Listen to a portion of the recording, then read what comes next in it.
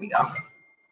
Hi there, my name is Sandy Casella, and I am here today with David Guida, who is a past client of ours. And I want to talk to him about a couple of things. So first of all, his buying and selling that he did earlier this year, David and his wife, Rochelle, and also about a really cool new business that he's starting since he moved. You're going to want to hear all about this. This will be really cool. So I'll just tell you a little bit about how these live videos came up. So David, do you get our newsletter? Yes. Yeah. Okay. Perfect. So this newsletter is my newsletter. Sometimes I don't know which way to go here because it's backwards. Anyway, that's a copy of our newsletter. This is November's. I think we just sent out December's, but basically what happened with these newsletters is they used to be all about our worthy cause. So we donate a portion of our commission on every home sale to CAMH and the fight in mental health research. So, which is why I have my mental health is health t-shirt on, which was made by JJ_creation, who was one of our past clients as well. And anyway, so what happened was we sent this newsletter out and it was all about how we try to benefit our worthy cause. And every time we sell a house, we take a portion of our commission and donate it to mental health research. And then when COVID hit earlier this year, we had so many clients and people that we talked to that were struggling because their businesses were closing or businesses were slowed down or people were laid off. And we were just struggling with how do we help all these people? And what happened is we kind of batted some stuff back and forth. And then we decided that what we would do is instead we couldn't possibly I want to get the text on the screen, so forgive me for a second, maybe that'll work. We decided we couldn't possibly we could support a lot of the businesses, but not all of them. But a better way for us to support the businesses was to kind of promote them. So we took the newsletter, and then instead of having 4 pages all about our worthy cause, we took the 2 inside pages and we just put it out to all any small business we knew and said, hey, we want to promote you. So we can put you in our newsletter. We'll give you a page on our website that you can build out a website if you don't have one. We're doing Facebook Live videos like with them, so we can promote their businesses. It's been a huge success, and it's so much fun to do these and to learn about all the small businesses. So we're having like tons of fun doing that. But that's where all of this kind of developed from, and then we thought, let's get some people on that we've done business with and talk about some of the things they're doing, because so many of our clients, it's such a great business and it's so emotional, and so many of our clients are doing so many amazing things. I just want to put it out there and kind of shout it from the rooftops. So that's why I'm here with David. How are you? Pretty good. How are you? Good. So you and Rochelle sold earlier this year, and you guys were right in the thick of things when we had no idea what was going on and just were like, what do we do? So tell me a little bit about that and kind of maybe a little bit about your thought process and how you guys maneuvered that. Because you guys really, I was truly inspired by you guys and what you did. So tell me a little bit about that whole process, and I'll ask you some other questions about, maybe some struggles and stuff. So I'll let you go ahead. Well, I mean, it's very reciprocal in that both of us, Rochelle and I, were both very inspired by you as well. And we felt we were in the perfect person's hands when we were going through something that was so novel and so dramatic, which was the start of the COVID pandemic and all the lockdowns that we had, that we were going through at the time. But I think the big key for us at the time was that for you, it didn't seem like it was completely a new thing, because, pandemics, they happen, right? And it's kind of a funny thing that we think that this is such a novel experience, but every 10 years there's something huge that's going to hit, whether it's a big financial collapse like the housing collapse that periodically hit and didn't really influence Canada as much, but that was a big thing that you endured, and you endured a huge housing collapse in the early 90s, and that was the kind of stuff that I was considering, and I know Rochelle felt very confident in you as well for that reason, is that pandemics, they happen. And we think of this as such a strange novel event, but really it happens. And we were in good hands with you, knowing that you'd been through crises before, and this is a crisis, and it's something that you really helped us navigate, because we had to sell our condo. Our condo was Yeah. about 700 square feet, which is about the size of one of our floors now. So we got really lucky and were able to sell our condo for a great price. And it was a tough negotiation and a tough time to sell it during, but we were able to move into a beautiful backsplit home in an area that's about 200 meters from our old condo. So it was just wonderful how it all turned out. It worked out really well. It was so much fun. It was so much fun working with you guys, I have to say. Thank you. So, but I you guys were so receptive to like listening and to, um, you know, I guess being brave, for lack of a better word, was, we knew there was an opportunity and you did want to make a move and you didn't shy away. And that turned out basically to your advantage. I mean, we took as many precautions as we could, in terms of looking at houses and having people come in and see your house, but it really was kind of a trying time. But so interesting. And you're right. I've been selling houses for a long time. And I got my license, in the worst downturn of the real estate of our real estate industry to date, pretty much, which was 1989. So I really had to kind of, it was a totally different time. But it's exciting when I work with people, especially young people like you guys, and you can take that information in and evaluate it, because I feel like that's our job. Our job is to educate you and let you make the best decision you can at that point. And you made a great decision, and you're in a great house. So I'm super excited for you guys. So tell me a little, like, is there anything you would do differently? Like, I know you kind of moved in a different time, but is there anything that you can think of that maybe if you did this again, and I can see you guys being in the house you're in for a long time, but if you were going to do this again, is there anything you would do differently? I think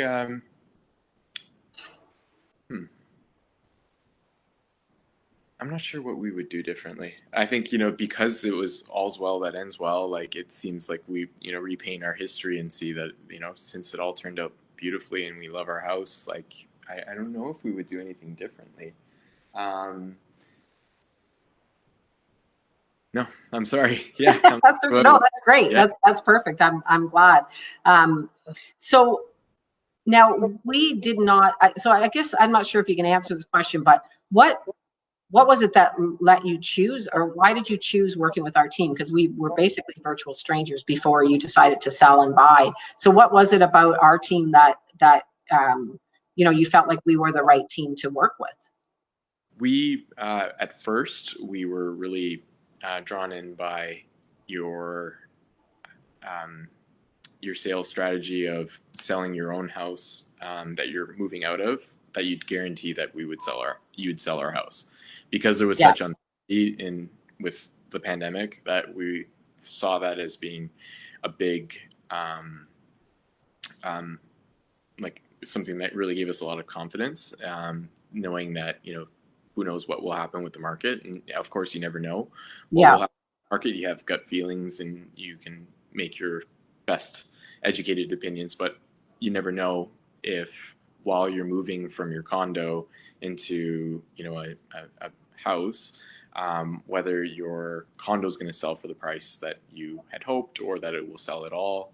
I know that we had a lot fewer showings than we had hoped for, but at the same time we got the sale and we got it sold. So perhaps, going back to your first question, which was what would you have done differently, perhaps we would have maybe waited a little bit longer, but again, that's to sell our condo and maybe taken a few more offers, and not kind of gotten too scared by everything that was happening. I think we were letting the pandemic, which is obviously a crisis and something that we didn't know anything about, but we let that influence our feelings about selling our house. And perhaps we could have taken a few more offers, and perhaps it would have been something that we perhaps maybe would have gotten more for it, but you never know. And that's that's why I say, at the end of the day, when you look at it, you wouldn't change anything because hindsight is 2020, and you never Yeah. know what the future might Yeah. hold. And we had no idea what to expect. Like, was the market going to get better? Was it going to get worse? Kind of. So you had to kind of juggle all that stuff. But I think a lot of times when people are selling, some people think that it's going to be offer after offer after offer, and that's not necessarily what happens all the time. And it's quite Right. stressful selling a house when you got to keep it clean, you got to keep everything's got to be put away every time. And your house was like so beautiful, and it was spotless, but you underestimate that you're running late for work and you just leave the glass on the counter or the whatever. You can't do that, right? So I mean, it's got to be like show ready all the time, so it can be a Right. little bit tough, but that's good. So would you recommend other people to use us? Of course. Awesome. So the reason I really wanted to have you on here is because you guys moved and you're doing something so exciting where you are now. I don't know if you have pictures or anything that you could show. I should have shared my screen or whatever, but talk to me a little bit about what you're doing and how you even came up with this, and kind of what you're doing there. So Oh, thank you so much, Sandy. We're, as my name at the bottom says, David from New Globe. I am a co-founder of New Globe, and New Globe is a geodesic dome company. We build geodesic domes for greenhouses or for work from home spaces, and you could also turn it into like just an outdoor retreat for yoga or whatever it is that you want to do. But primarily, we're focusing on greenhouses and work from home spaces. And really, the way that we arrived on it was that the pandemic hit, and I started seeing that it was scary to go get groceries, and I didn't really like paying so much extra for home delivery for my groceries, even if it's nominal. It just is against my principles. I don't like I'm with relying, you. right? And the feeling that you can grow your own food is such a liberating but empowering experience. And unfortunately, we live in Canada fortunately, we live in Canada. Yeah. It's a beautiful, perfect country, but the growing season is not so great. You have about, a 6-month window. And the best way to combat that is to combat it and to create your own space where you can grow year round. And then also in terms of work from home spaces, we all need extra space, and you can turn your backyard into a home office. And a home office, unlike any home office you've seen, one that's that looks like it's your own globe, gets sunlight from every angle. You can fill it full of plants and make it a biophilic design, which is based on the movement for biophilic means to love nature, and you can build a true space that has air quality that's unlike any inside your house, and just a space unlike any other. So that's where it came from. It was born out of the pandemic, and luckily I have some skills in design as well as construction, and we built ours in the backyard here. And it's absolutely gorgeous. If you'd like to see some of the designs, it's newglobe.com. So it's NYOO globe.com. And Okay. you can learn all about the cool things that we offer. So what are you using yours for? You're using yours as a greenhouse, correct? Right. Okay. So I'm growing vegetables in there year round. Oh my goodness. Okay. So you're saying you can use it as a greenhouse, or you can use it as a room. So are they insulated, or how do they stay warm? Like, is there a door? I guess we can, like, people can Google it, and I'll get you to send me maybe some pictures and we can upload them after. But so is there like a door that you walk in and you can like set up a desk and everything in there? That's right. Yeah. So you can make the door as big as you want. Right now I have a 4-foot door. Yeah. 4 foot wide, and you can make it as tall as you want, and you stay warm in it because it's a greenhouse. Wow. So if plants can grow in it, then you can work in it. So Right. we use a wrap it's made in Germany. It's made for greenhouses. It's called Solar Wrap Polykeder, and basically it retains the heat, lets the sunlight in, and it's perfect. It's perfect. It's a Wow. perfect for our functions, perfect for any functions that you want. And it's just a really beautiful product. And at the end of the day, like, geodesic is the way to go for any space. For us, are blessed, as you know. One of the parts of our house that made it the house for us was our backyard, and our Right. backyard is gorgeous. But all my neighbors, when I was telling my neighbors about where I'm going to be putting my greenhouse, they said, "Do not put it there," and I put it there. They told me, "Don't put it there because the wind comes off the field." And again, our backyard is a gorgeous backyard. Yeah. And you back onto the school there.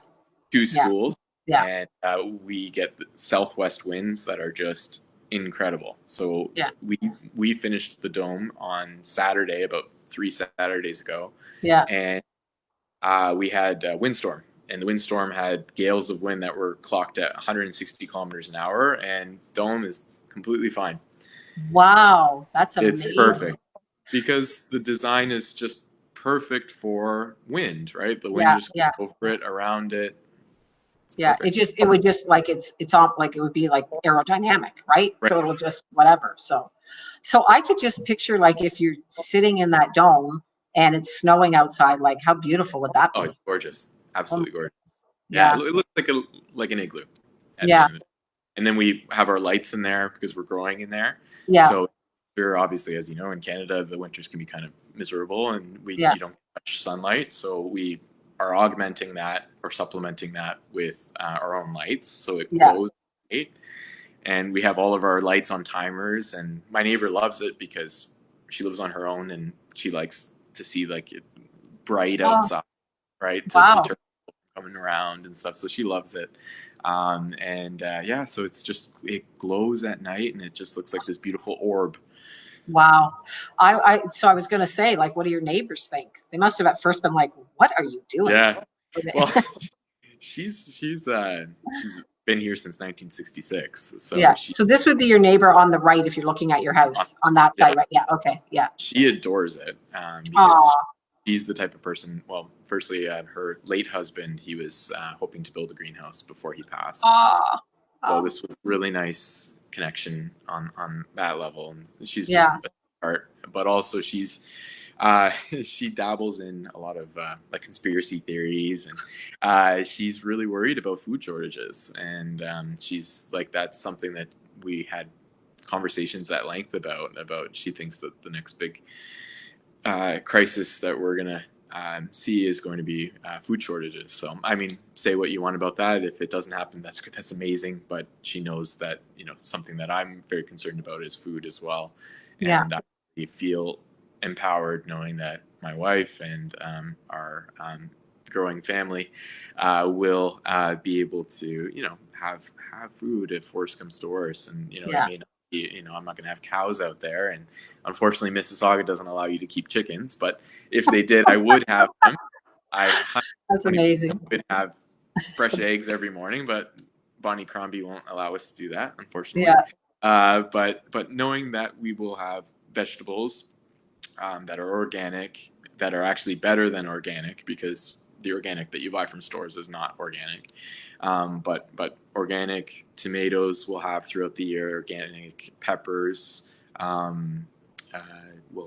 have kale, arugula, all of our favorites that are staples in our household. Yeah, that's amazing.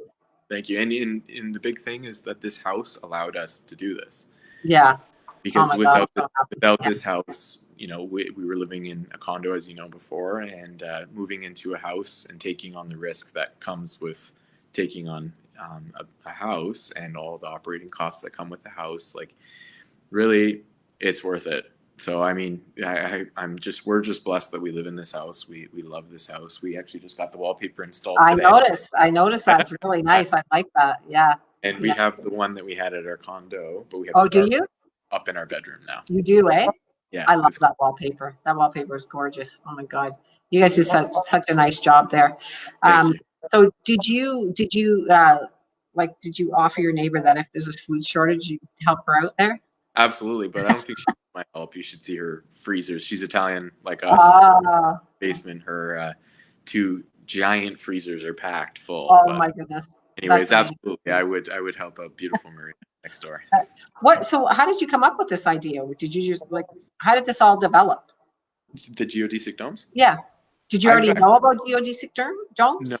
no, I Okay. didn't. And I've wanted a greenhouse for as long as I can remember, because my dad's godfather has a greenhouse, and every year he gives my grandmother her seedlings.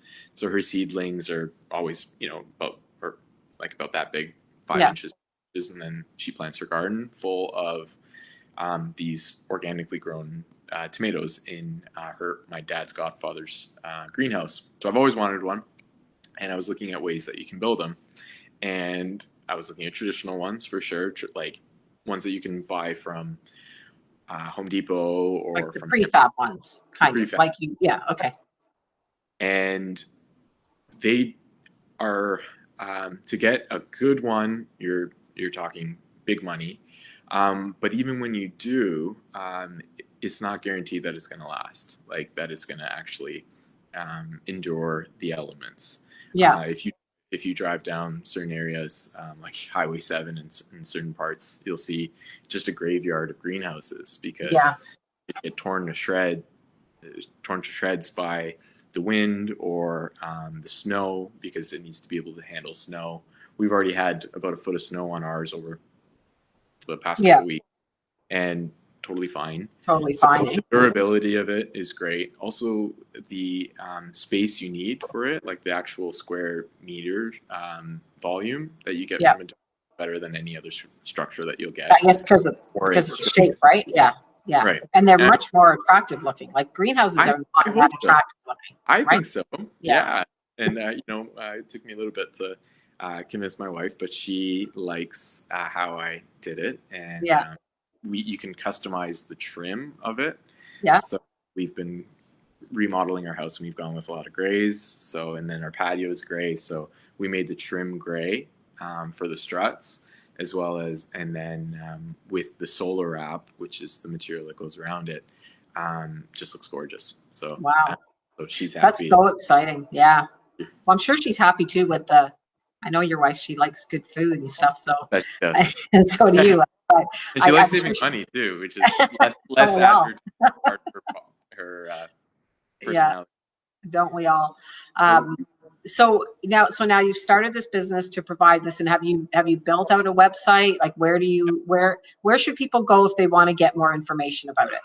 So it's newglobe.com, NYOO globe.com. Okay. And then could they just can go on there and see what's available and contact you straight from there? And you can actually buy straight from there. Okay. And do you have are there different sizes, or like where are they? Okay. So people can get all the information they need on there. Yeah. So our smallest is 10 feet in diameter. Okay. So 10 feet in diameter is like the size of, let's say, the length of a kitchen, a small kitchen or a bedroom. But we're actually, so we have two scheduled for the spring. One is going to be 20 feet, 20 foot. Wow. Dome. Yeah. And the other one's going to be 42 feet. Oh my goodness. So people can people either just buy it off of the website and do it themselves, or get installation as well. So That's you right. could do it either way. So you could put it together if you want on your own, or you can get it installed. Okay. That's good to know. Right. So yeah, that is so cool. Like it's amazing to me. And it's so funny that, you weren't really thinking of it, but this is all kind of developed as you've gone along there. Right. So yeah. Life is funny. You got to just follow your heart, and you got to have, courage as you have, and be able to endure the tough times and turn tough times into good times. Right. And that's what I hope we're doing. And it seems like God is kind of just making everything align for us, which is special. Yeah. And I know, and I think it's like, that's why I liked working with you guys so much, because like you just have that passion about you, and you just have that, like, you kind of vibrate on a different level, and you're not afraid to take chances and do stuff. And like you say, just follow your heart and see where it takes you. Because, you know, I don't know, like you went from the condo into this house, which is quite a bit bigger than where you used to live. You got a lot more square footage. Like you say, one of your rooms is probably as big as the condo that you had, Yeah. but so I know you have some other exciting news. I don't know if you want to share that, if that was something that had come up No, as well, but okay. So with the domes, so tell me, like, what do you see that most people would do with these domes? Do you think most people would use them as a room, or do you think they'd use them as a greenhouse? I think either one. Okay. Room or a greenhouse. You take your pick. If you like growing your own food throughout, and you want to try and grow it throughout the winter, Yeah.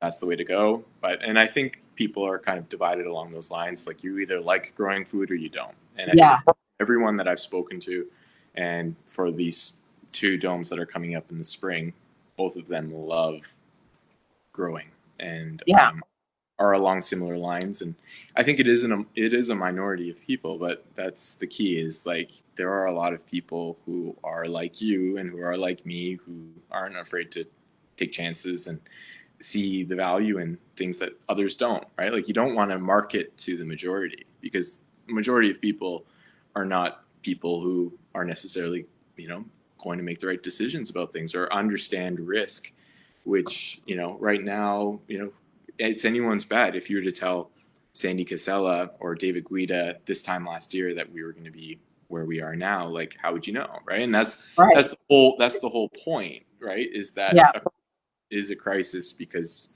you don't expect it. Yeah. Right? Expect it. But what are some constants in life? Well, you need shelter, you need food, and people who understand that food is rising automatically. That's already a fact. Yeah.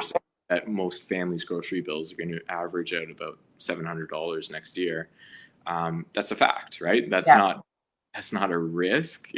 But it becomes a scarier risk when you start thinking about how globally connected our supply chain is for food, right?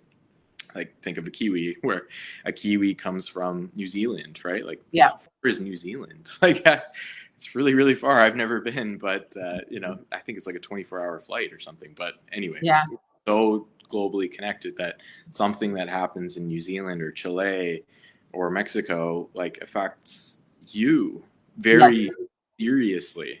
Yes. Right? Because you are what you eat. You are what you eat. What's more important than what you eat? Yeah.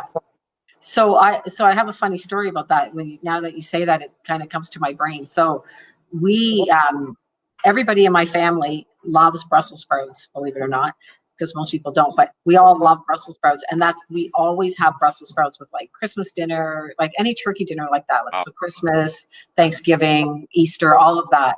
And I think it was about a year ago, maybe about a year and a half ago, we had, I can't remember what holiday it was, but I couldn't find Brussels sprouts anywhere. Like, if you can believe it, there was a shortage of Brussels sprouts. So I made this, I think it was Easter, if my memory serves me correctly. So I made Easter dinner, and, everybody's there, and where's the Brussels sprouts? And I was like, I didn't think it was such a big deal. I was like, I couldn't get Brussels sprouts.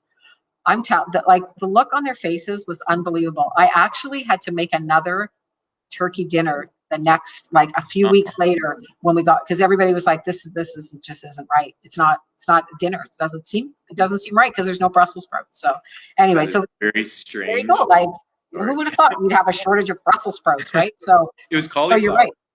Cauliflower. I should have. Yeah, that's true. But pardon me. My family was going off about cauliflower. Oh, cauliflower. But my question in that circumstance was, do you actually like cauliflower? Like, and my dad's like, it's all right. But he's like, but it's just, there's no use to it. It's $9 for cauliflower. Right? I know. It's crazy, eh? Yeah. Yeah. Oh, I remember that. I actually remember that when cauliflower. Yeah. I was like, oh my God, you got to take a mortgage out to buy cauliflower these days. It's craziness. So I remember that. So yeah, you can grow your own there. So you're growing. So you said tomatoes, kale, arugula, peppers. Absolutely. What else are you growing? I guess you got, like, herbs, like a lot of herbs there too, right? Like fresh herbs all year. Well, I guess you could grow herbs in the house, but still, it's better out there. But yeah. So how do you run the electricity there? Is it buried, or is it, or so you run it underground and just Oh wow, that's so. But we That's don't so need much electricity. Obviously, like you need a little bit more in the winter, just to keep it going, because it's, like there's a couple options. Like you could keep your dome warm in the winter through solar, but solar is not where it needs to be yet for it to be feasible. So oh, okay. we actually use water to heat it, Oh, or cool. to keep it temperate in the winter. So we have the big water. It's called a heat sink, but Oh, basically it's like an indoor pond. yeah. Um, that we pump that and blow the air through it, and keeps it temperate throughout. But it's very low on electricity, especially with LED grow lights nowadays. They're Yeah. too minimal. Like you could basically not run your dishwasher once in a month, and you'd see the equivalent. Oh, And, wow. but yeah, LEDs are pretty much not like negligible Yeah. nowadays. Yeah. But yeah, definitely focusing on our staples, which are peppers. And peppers, to buy organic peppers nowadays, you need It's to take out a crazy. mortgage. I Yeah, know. even just for non-organic peppers, it's crazy Yeah. expensive. Yeah. And it's only going to continue. So we'll have to, the next few weeks, come out there and do the live Can't video out wait. there so you can show Yeah, it. Yeah, sweet. that would be so cool. Yeah, for sure. We're going to do that whenever it works for you. So I think, I think that's amazing. Like, I can't imagine that it won't really take off, like, in people using these. So I think I mean, who doesn't really? I think most people would like to grow their own food. It's just, it's hard, right? Like, you think some places where they have community gardens, or, so you don't need a big backyard to do this. No, You don't need a huge amount of space to do it. It's pretty neat. ours So is 13 feet in diameter, and we get yeah, 108 square feet of growing space. how many? Just under 200 square feet. Just under, wow, that's not bad. So I know there's some that you can do in your house, but I don't know that I would want that. Like the vertical Yeah. growing things. I don't know that I'd want that in my house with the dirt and everything. Or Because you I can could put it. see, yeah, We have a vertical growing system. It's a hydroponic growing system in our yeah, basement, but we're going to be putting in the dome shortly. yeah. That makes a lot of sense to me that it would be in the Yeah. dome, right? Because then it just, yeah, I think that would make a lot of sense. Because then you get the natural light there, right? Like the sunlight, right? Which is huge. Um, so I think I'm not going to keep you too much longer, because I really appreciate your time to come on here and help me out. So, um, and I guess we'll go back a little bit to the real estate, and just maybe if you want to say anything to anybody, if they're like considering making a move, because now we're getting back into, I guess, you know, Peel is in a lockdown, they're in a red zone, whatever. Toronto's in a red zone as well. So it's a little, I don't think it's as scary.